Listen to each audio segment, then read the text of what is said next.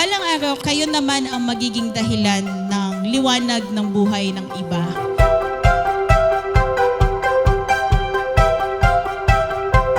Ang mga ilaw na kanilang ibabahagi ay hindi lang basta nagbibigay ng liwanag sa ating mga tahanan. Maraming bagay ang maaaring maging dulot nito.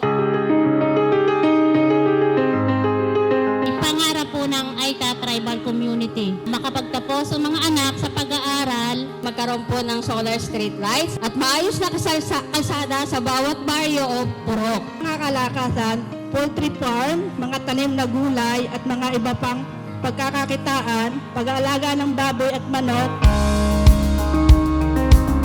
Sa loob po ng 3 taon, marami po tayong pagtutulungan.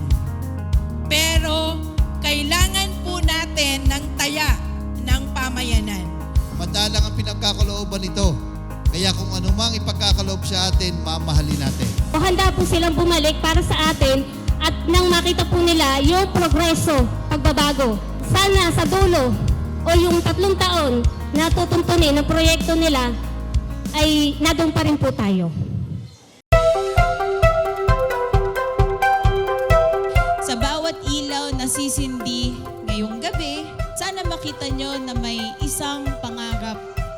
Yung pangarap nyo sa hanap buhay, mabubuhay at makapag-aral ang inyong mga anak. And especially with the street lamps mo, na makalakad kayo inyo na safe. So masarap sa pakiramdam bilang isang empleyado na alam namin na meron pa kaming natutulungan na ibang tao na mas nangangailangan po. Nakaka-overwhelm kasi dati ang tinutulungan lang ng Bless ay mga seminarian. So ngayon mas lumawak na po yung natutulungan.